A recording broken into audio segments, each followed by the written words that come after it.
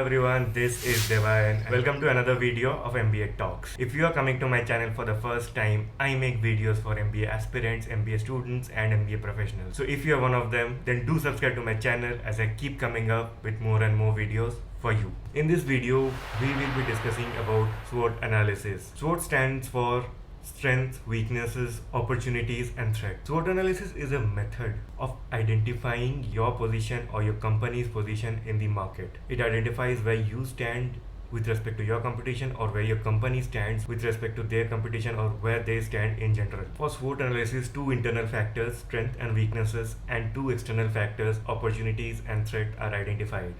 Companies should do SWOT analysis on regular basis whenever they are about to take a decision. It helps in understanding their capabilities and the areas of improvement. It also makes them aware of the external factors that may help or cause problem in the company's working.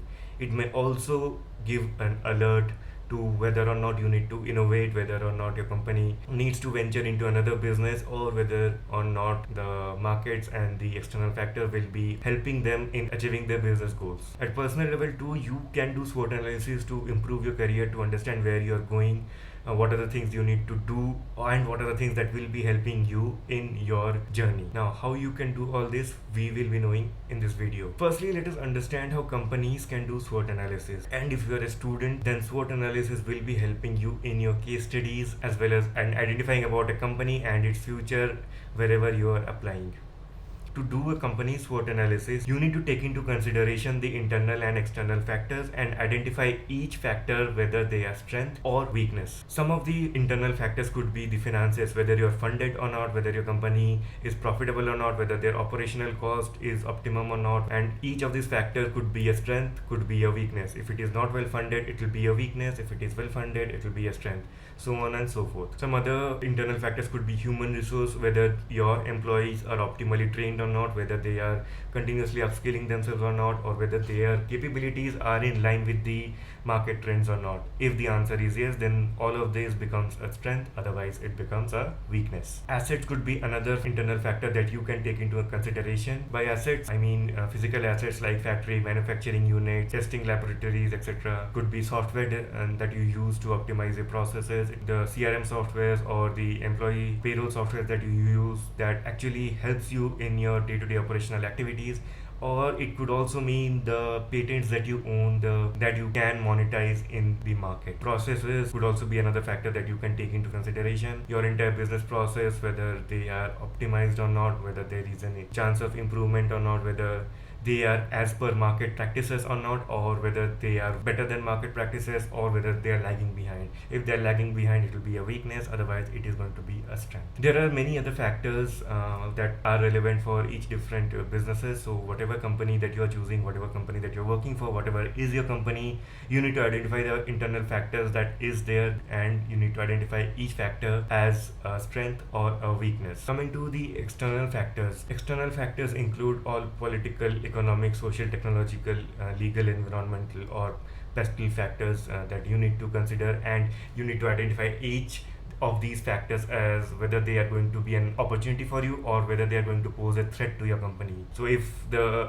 rules and the regulations that are brought by the government are actually going to benefit your company's working, are actually going to benefit your company's market or not, if so, then it is an opportunity, else it is a threat. Economic could be whether there is a recession that is going on, whether the interest rate is in favor of your company or not, whether people are willing to invest in the market, in your company or not. Social factors could include how people are behaving, how society as a factor is functioning, where the society is tending to. For example, if the society is moving towards veganism or consuming vegan products, and you have a leather business or a meat business, then it is going to take a hit, and you need to innovate, or you need to diversify into another sector and start focusing on that whilst continuing catering to the market that you are already into. There could be technological innovations, like the advent of OTT platforms has harmed the multiplexes and television channels. Of course, there are legal and environmental factors. The current awareness towards eco-friendly products, eco-friendly cars has pushed each automobile industry into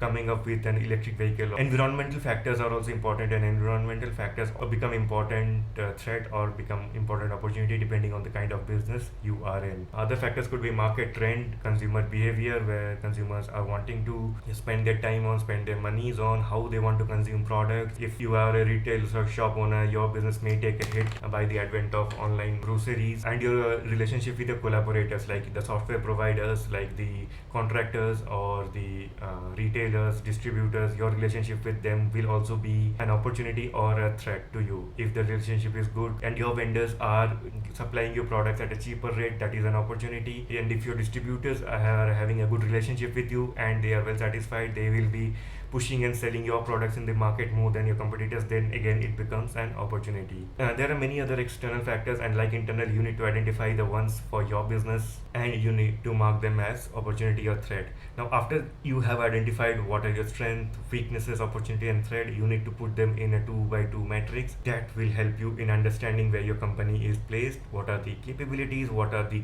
good things that are going to happen for your company, and what are the threats, what are the weaknesses, areas of improvement, so on and so forth.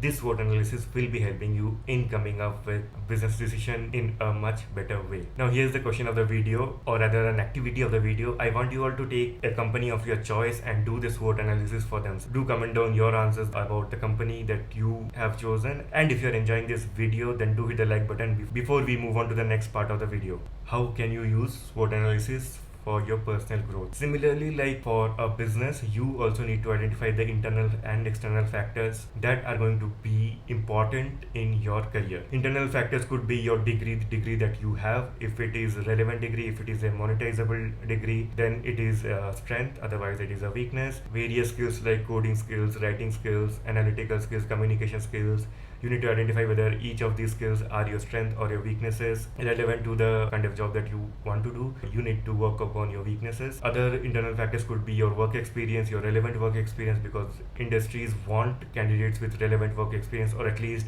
a work experience for a certain number of years. In interview, your confidence will also be important factor. So if your confidence is your weakness, then you need to improve your confidence. And external factors for your personal career growth could be job market and the vacancies that are there. If the companies are heavily recruiting, then that is certainly an opportunity for you. Remember, in time of corona, when people were sacked from their jobs left, right and center, most of my LinkedIn feed was filled with people asking for job or for referral. In that scenario, the job market would have been a threat, and now that the companies have started recruiting more and the companies are looking for skilled resources, it has now become an opportunity for you. Like other external factors could be your co-applicant strength, your completer strength, the demand and supply of the job, kind of skill set that you have, whether it is in demand or not, and whether companies are willing to pay more or not. Another factor could be your company's policy, whether the company's policy is going to fit your long-term goal or not. The company's policy, company's environment and culture are going to help you in your career growth or not, or they may exploit you for a very little salary, or the culture will be so bad that you won't be in a mental space to upskill and grow,